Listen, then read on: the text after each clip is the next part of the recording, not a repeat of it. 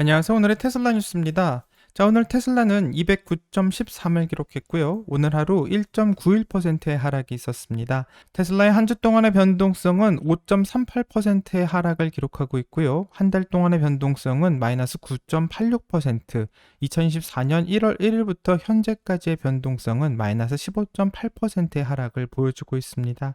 자, 현재 테슬라 주식에 대한 평가는 매도를 하라고 기술적으로 분석하고 있고, 월가의 애널리스트들이 말하고 있는 테슬라의 평균 예상 가격은 204달러이며 지금 주가는 예상보다 좀 높기 때문에 2.36%의 하락의 위험이 있다는 평가를 받고 있습니다. 자, 오늘 시장의 상황을 보게 된다면 대부분의 주식들이 상당히 좋은 모습을 보여주었지만 안타깝게도 테슬라만 주가가 좀 하락하는 모습을 보여주었는데, 바로 캐나다의 총리인 저스틴 트루도가 중국산 전기차에 100% 관세를 부과하겠다라고 발표한 여파가 계속 이어지고 있는 것으로 분석됩니다. 자, 캐나다는 수입되는 중국산 전기차에 100%의 관세를 부과하겠다라는 발표를 했고요. 현재로서는 테슬라에게만 해당이 되는 내용이 되었고, 아직 테슬라에서는 이 문제를 어떻게 해결할지에 대해서 설명을 하고 있지는 않는 상황입니다.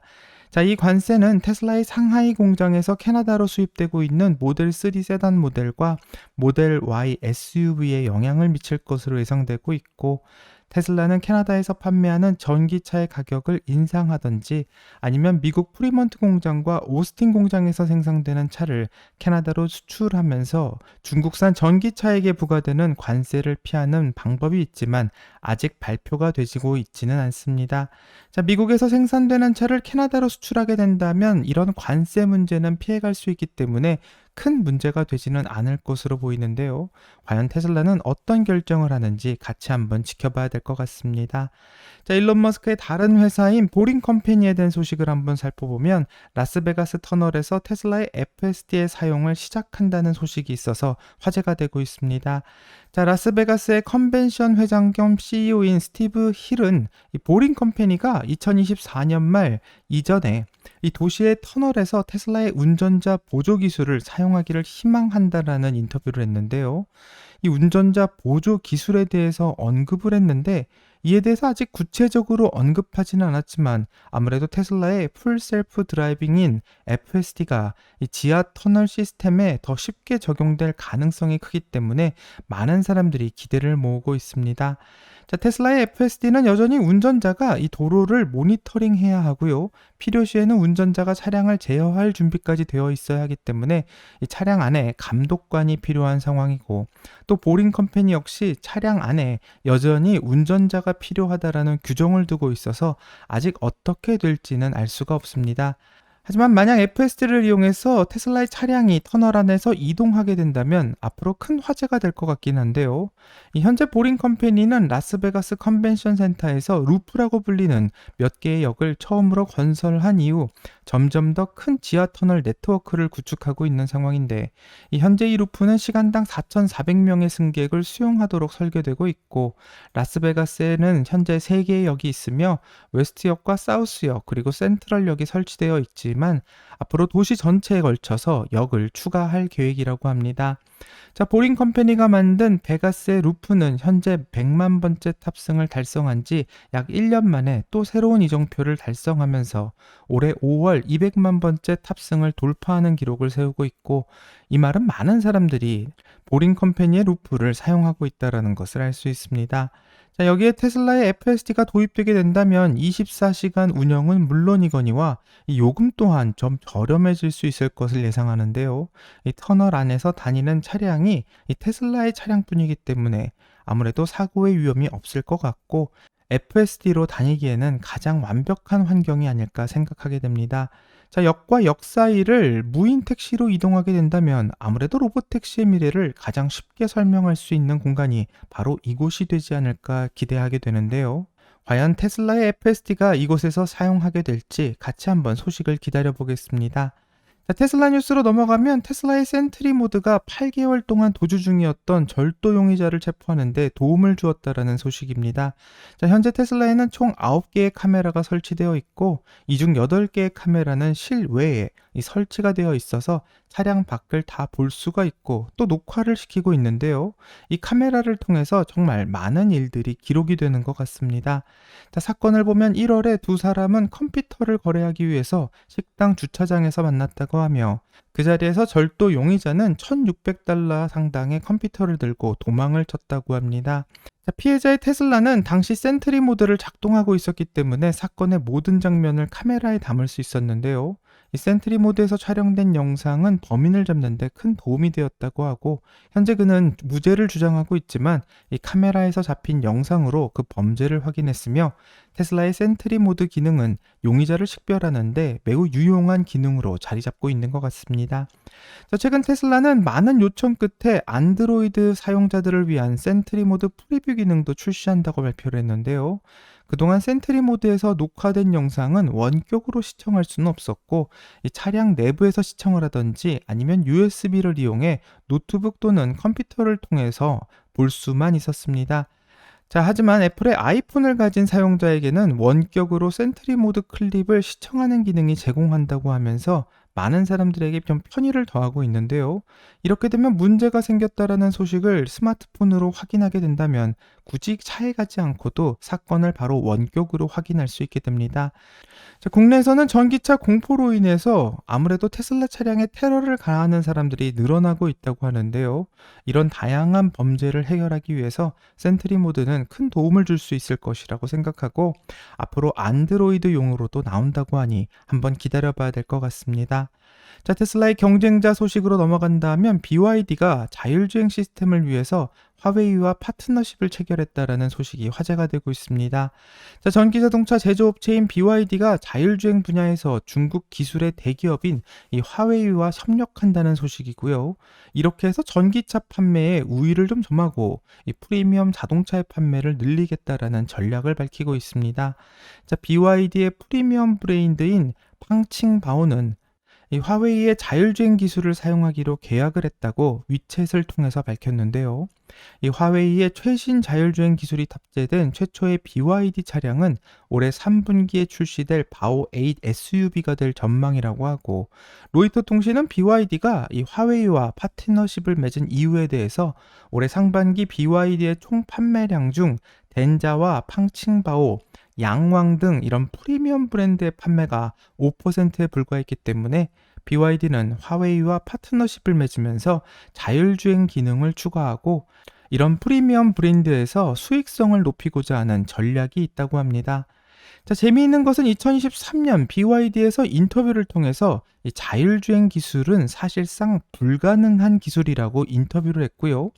응용 프로그램 정도로만 고려되어야 한다고 주장한 바가 있습니다. 자, BYD에서 자율주행 기능이 없는 차를 이 프리미엄 차라고 고가에 팔려고 시도를 해봤지만 이 프리미엄 시장에서는 자율주행 기능이 있는 테슬라와 경쟁을 해야 되기 때문에 아무래도 좀 판매가 쉽지 않았을 것 같고 그렇기 때문에 궁여지책으로 화웨이와 자율주행 파트너십을 맺으면서 테슬라와 맞서겠다라는 의지를 보이고만 있는 것 같습니다. 2023년 BYD는 이 자율주행은 불가능하다라는 말과는 다르게 이번에는 140억 달러를 투자하겠다고 투자 계획까지 밝히고 있으니 과연 어떻게 될지 좀 기대가 되는데요.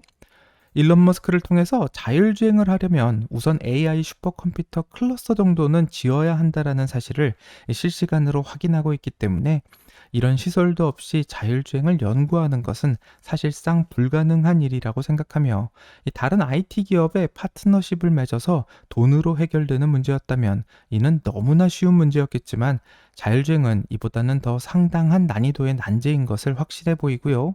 과연 BYD와 테슬라가 중국에서 어떤 경쟁을 벌이게 될지 같이 한번 지켜보겠습니다. 자, 일론 머스크의 소식을 보게 된다면 최근 캘리포니아에서 추진하고 있는 AI 안전 법안에 대해서 지지를 표명하고 있으면서 큰 화제가 되고 있는데 이 법안은 신흥 산업에 대한 감독과 규제를 강화할 것으로 예상되어 큰 논란이 되고 있고 그 법안의 이름은 캘리포니아 법안 SB 1047입니다. 자, 머스크는 이것이 어려운 결정이고 또 일부 사람들을 화나게 할 수도 있지만 모든 것을 고려할 때 캘리포니아가 SB 1047 AI 안전 법안을 통과시켜야 한다고 주장을 하고 있는데요. 이 법안이 통과되게 된다면 AI 모델을 개발하는 기업의 경우 AI 안전 문제에 대해서 의무적으로 정부에 보고를 해야 하며, 캘리포니아에서는 AI 감독 기관을 설립해 또 기업의 안전 문제를 검증하게 됩니다. 일론 머스크는 무분별한 AI 개발에 반대하면서 이를 감독할 기관을 만드는 것을 찬성한다고 말하고 있고, 그렇기 때문에 이 법안의 통과를 지지하고 있습니다. 자, 오픈 AI의 샘 알트먼은 일론 머스크와 반대로 이 법안에 반대를 하고 있는데요. AI의 혁명은 이제 막 시작되었기 때문에 이런 법안은 AI의 성장을 위협할 것이고 또 혁신의 속초를 늦출 것이라고 주장하면서 세계적인 엔지니어들과 기업가들이 더 많은 기회를 찾아 주 밖으로 떠나게 만들 것이라고 반대의 이유를 설명하고 있기 때문에 법안이 통과되게 될지는 같이 지켜봐야 될 것 같습니다. 자, 마지막으로 ARK의 애널리스트인 타샤 키니가 테슬라가 경쟁자들과 맞서기 위해 전기차 제조업체로서 핵심 역량을 강화하고 있다라는 그런 글을 올려서 한번 보려고 하는데요. ARK에서 제공하고 있는 로봇택시의 지속적인 확장이라는 글에서 찾아볼 수 있는 내용이고, 현재 이 내용이 많이 화제가 되고 있습니다. 자, 타샤키니는 웨이모가 최근 발표한 제6세대 로봇택시가 기존 모델인 제규어 전기차에 비해서 카메라 수를 29개에서 13개로 줄이고 또 라이다 센서 역시 5개에서 4개로 줄인 것을 확인하며, 이 새로운 자율주행 차량의 비용이 현재 모델보다 크게 가격이 낮아질 것을 예상하고 있는데, 이전 모델은 10만 달러가 넘어가기 때문에 너무 비싼 가격을 가지고 있었고, 이렇게 차량의 가격을 좀 줄이게 된다면 쉽게 확장이 가능할 것으로 전망하게 됩니다. 자, 웨이모가 가격을 낮출 수 있었던 이유는 바로 새로운 웨이모의 차량이 지커라는 중국산 전기차를 사용하고 있기 때문이고요. 이로 인해서 차량당 가격을 줄이려고 노력하는 것으로 보이게 됩니다. 자, 현재 웨이모는 주당 자율주행 승차 횟수를 10만 회 이상으로 늘리고 있다며, 타샤키니는 웨이모의 진행 상황을 언급하고 있고, 이 본인 또한 직접 로스앤젤레스에서 웨이모의 서비스를 테스트해 보았는데 매우 부드러운 승차감에 감명을 받았다라고 전하고 있습니다. 이 다른 로봇택시 회사로는 중국의 바이두를 손꼽을 수 있는데요. 중국에서 로봇택시 운영이 번창하고 있다고 알려져 있으며 2분기 실적 발표에서 자율주행 승차 플랫폼인 아폴로5가 주당 평균 7만 5천 회의 승차 횟수를 기록했다고 발표했기 때문에 많은 사람들이 현재 이용 중인 것으로 예상하게 됩니다. 자, 바이두는 현재 우한에서 100% 운영을 하고 있으며 약 400대의 소규모 차량으로 자율주행 택시 사업을 운행 중이라고 말하는데, 웨이모와 바이두가 로봇택시 운영에서 선구자적인 이점을 가져갈 수는 있지만 테슬라의 강점에 비할 바가 아니라고 하며, 타샤키니가 강조하고 있는 테슬라의 강점은 바로 테슬라가 가지고 있는 자율주행 데이터 수라고 말하고 있습니다. 자, 그래프를 보면 테슬라의 자율주행 데이터가 다른 웨이모나 바이두에 비해서 월등하게 높은 것을 볼 수 있고요. 이 차이는 약 70배 정도 나는 것으로 보고되고 있습니다. 자, 하지만 테슬라는 아직 로봇택시 서비스를 시작하지 않았기 때문에 무인택시 탑승수에서는 웨이모와 바이두에게 밀리고 있는 상황이고, 무인택시 탑승수를 0명으로 기록하고 있는 상황인데, 웨이모와 바이두가 탑승수를 계속 늘리면 아무래도 테슬라가 시장에 들어와도 이 설 자리가 없지는 않나, 이런 걱정하는 목소리가 좀 나오고 있지만, 타샤키니는 대부분의 인공지능 프로젝트에서와 마찬가지로 오픈 AI가 인공지능에서 1위를 하며 승자 독식을 하고 있는 것처럼 테슬라 역시 데이터 규모의 우위를 이용해서 로봇택시에서 승자 독식의 지배력을 가져올 가능성이 크다고 예상하고 있습니다. 자, 그렇기 때문에 테슬라가 발표하는 10월 10일 로봇택시의 공개 행사가 점점 중요해지고 있고, 이 행사에서 더 많은 세부 사항이 발표될 수 있기 때문에 많은 기대를 모으고 있는 것 같습니다. 자, ARK에서는 테슬라에서 로봇택시 서비스가 출시됨에 따라 테슬라가 2029년까지 주가가 2,600달러에 도달할 것이다라는 예상을 하고 있는 놀라운 리포트를 발표해 많은 사람들을 놀라게 만들었는데요. 과연 그렇게 될 수 있을지가 궁금하며 10월 10일 테슬라의 로봇택시 발표를 같이 한번 기다려 보겠습니다.